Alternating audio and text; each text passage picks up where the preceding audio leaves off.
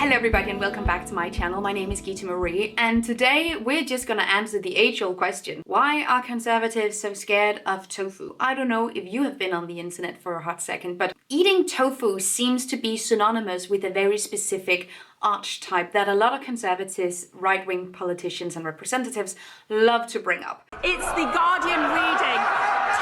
Tofu eating. And you know, I do videos, recipes, etc. that are all plant-based, but every time I post something about tofu, you often see people that have very strong reactions. There seems to be this wave of very concerned people on the internet that are really against the use of tofu. I've seen so much tofu hate, so I thought, why not dive into this even further? What is it that tofu represents? Because like you don't see the same kind of reaction if I make something with beans. I am very determined to get to the bottom of this, so let's start at the beginning. Tofu is an ancient source of protein. It has existed for over 2,000 years and it originated in China in what was then the Western Han Dynasty. And tofu is not a new invention. Soy has been part of human diets various places in the world for thousands of years. Soy is a complete protein with all essential amino acids and has played a central part in meeting many people's nutritional needs throughout history. But the vast majority of tofu's history is mostly unknown to many Western consumers today, where it's a relatively new thing. Let's break it down. In the year 1770, Benjamin Franklin is allegedly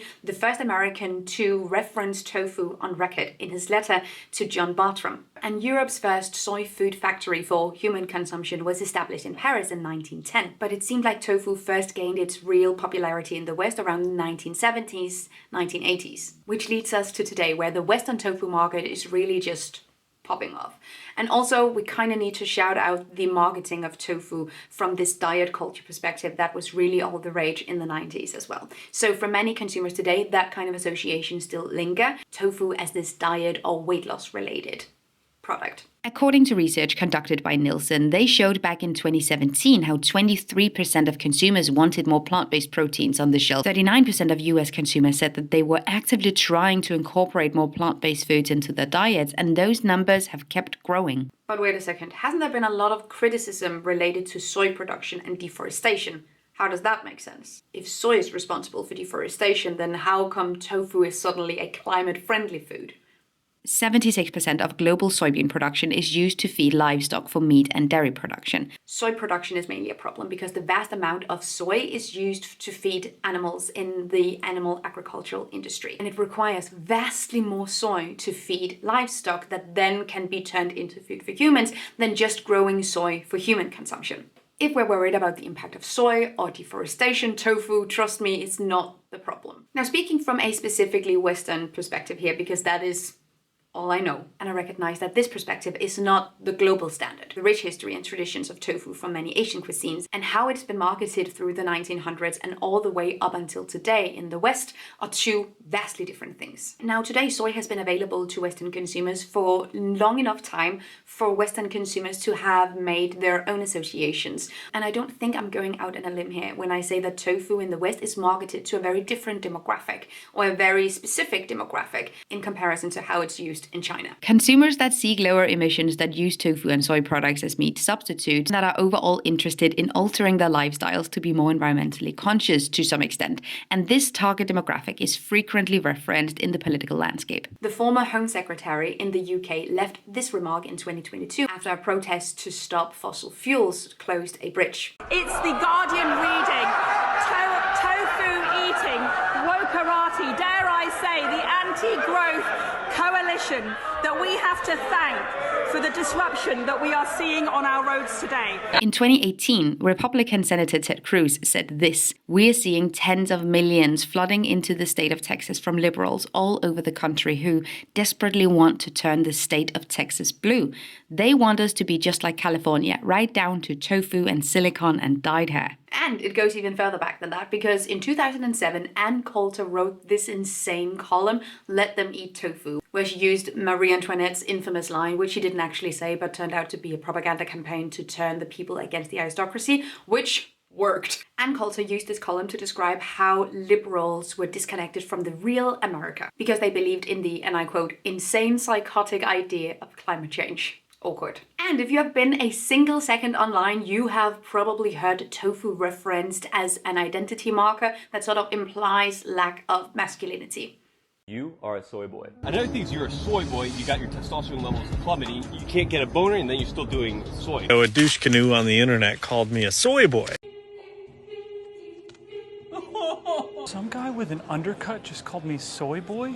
Soy Boy Chronicles, let's call it part 6. This phrase originated on 4chan, can you believe it? Implying that eating soy makes you weak. It's based on the fully debunked claim that soy contains hormones with estrogen-imitating properties that directly affect men's ability to grow muscle and maintain testosterone levels. Now, this claim has been debunked by multiple studies. There is so much more nuance to this, and no, tofu doesn't make you grow man boobs. But the damage is still pretty much done, and now there are thousands of men who are terrified of soy. Manly. Actually, many studies have found health benefits from consuming soy, from reduced risk of prostate cancer to powering muscle growth just as effectively as animal protein. But it actually goes way deeper than just being able or unable to grow muscle mass. This skepticism or even hatred towards soy and tofu has a layer of misogyny and xenophobia right underneath its surface. Speaking specifically about misogyny or sexism, this is related to the eco-gender gap, which I have a whole separate video about, which I will link down below if you want to look at the details, but here is the gist. There has been studies that has found a correlation between femininity and sustainability, especially in the eyes of certain male consumers. So the idea is that certain environmentally friendly actions are associated with femininity, or specifically with lack of masculinity, like picking up trash if you see it in nature, wearing a tote bag instead of a plastic bag, or eating less meat. Aha. I should say tofu can play vastly different roles in various cuisines. In the West, tofu has largely been marketed as an alternative to meat. So choosing tofu automatically signals that you're choosing then not to eat meat. It's very either or. And when we choose alternatives, there is an underlying layer of criticism towards whatever we're opting out of, whatever we're then not eating. So many Western consumers will choose tofu instead of meat because of environmental reasons, or because of ethics, or because of health. But this is not necessarily the case everywhere in the world. In China, you often see tofu being served with meat alongside of it. It's not necessarily a substitute for something else, it's just its own thing with its own qualities. And you often see it mixed with other proteins, also animal proteins. We are no strangers to mixing proteins. You can get add-ons like bacon on your beef burger. But somehow that idea is difficult to grasp for a lot of consumers in the West when it comes to plant-based proteins. It's very much so either or. Now, I'm plant-based, so I just go for my plant-based proteins. But there's really nothing stopping you from sometimes enjoying meat and sometimes enjoying tofu. There should really be plenty of space for nuance. Even this self-proclaimed carnivore columnist wrote that tofu is a healthy and delicious and adaptable protein source. So I don't know, man. That is completely reasonable, and honestly, this is where we need a lot of consumers to be at, where we reduce our meat consumption in favor of other types of proteins, but you don't have to go vegan or identify yourself with a vegan or vegetarian label in order to enjoy these foods. They're just foods. Tofu might have become this identity marker, this symbol in the middle of a culture war, which means that a lot of consumers aren't really giving it a fair, chill, relaxed shot. Not really giving it a fair chance because we already have this loaded idea of what it implies when you eat tofu. This brings me back to the conversation about the political spectrum. Because why are politicians using tofu eating to signal that someone is progressive or liberal or woke? It's very much giving, look at you, you altered your diet to try and change the food system and push it in a more sustainable direction so that we use resources within our planetary boundaries. You idiot!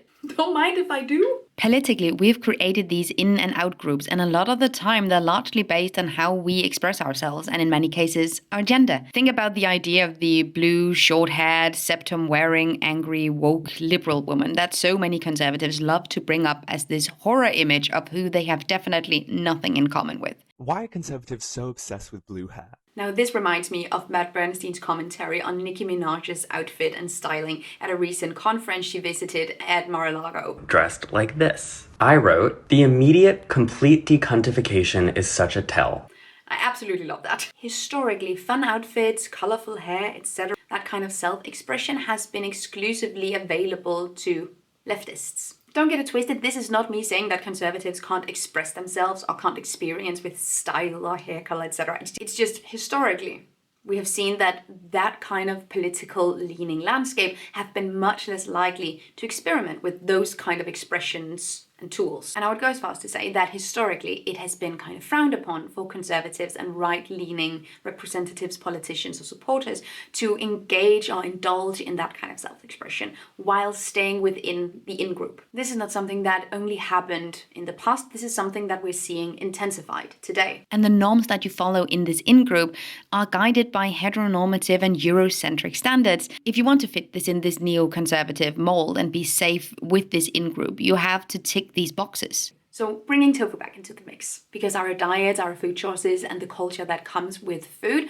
has become part of the self-expression as well. We're seeing an interest in traditional values and lifestyles, and I talked a lot about this in the recent Trad Wife video as well. We're also seeing an increased interest in the rhetoric regarding real food and fake food, where tofu for some reason ends up being discussed as this fake food that's grown in a lab, when in fact it's been around for 2,000 years. But that's neither here nor there. Intensifying this rhetoric, you can look at the new food pyramid from Robert Kennedy. You see an increased interest in lifestyles and diets that favor increased meat consumption, carnivore diets, etc. All of these things are sort of telling the story that in order to be natural or traditional, you have to increase your meat consumption, as though plants historically have not been part of most people's diets. This often places tofu in an outgroup category because of the environmental policies and legislations that it often aligns with. But in that same breath, I think it's also fair to acknowledge that it might also represent a certain progressiveness, a rich, diverse cultural history, and low-key,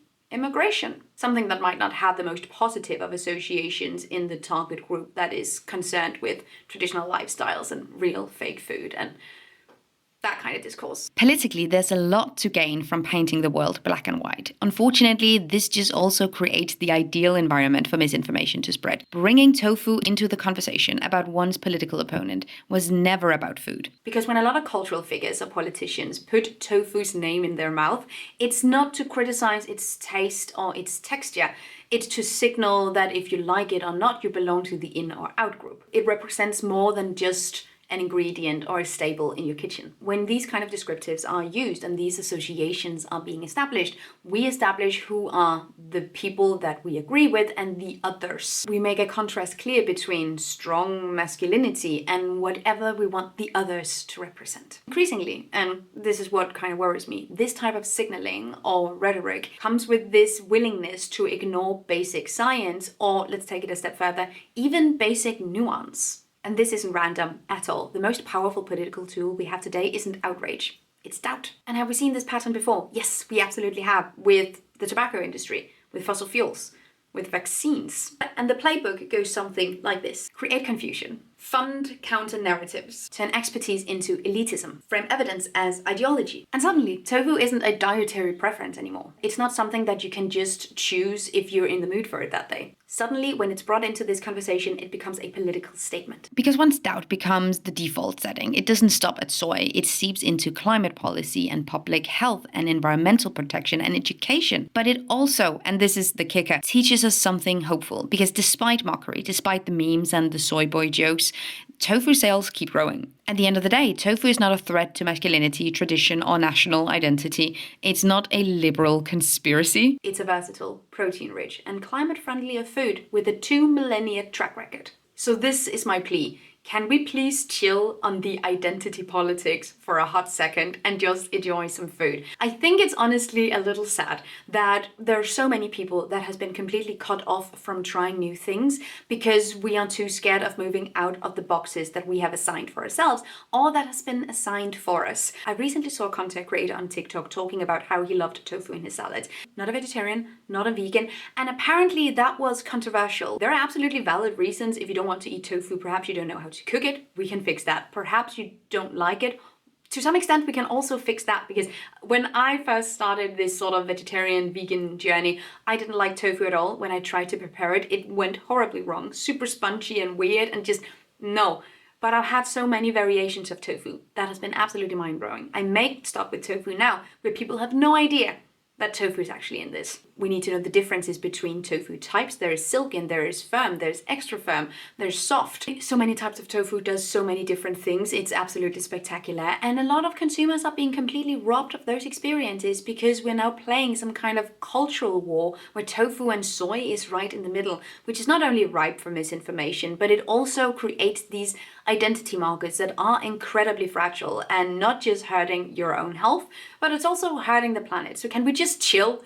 That is sort of where I'm at. And I would like to say, if someone says, maybe it's not that deep, maybe this whole video is a massive reach, nah, it's not too deep. I am the one with the shovel. I am doing the digging. I decide when we go deep enough. I'm just having the best time talking about tofu. Anyway, I will link as a resource for help all my recipes with tofu in the description down below. And the next time you see me talk about tofu, I will be posting a guide on how to use the different types of tofu, what I use them for, like what kind of recipes you can do with them. So stay tuned for that. That is the next time I'll talk about tofu. I'll get right to it. If you have any questions or if you have any ideas for future videos, let me know in the comments down below. Let me know how you like this video. Do you agree? Do you disagree? Let me know why. Let's have a talk in the comments. Share with the group. Thank you so much for watching. Have an amazing day and I will see you guys next time. Take really good care of yourselves. Until then, bye.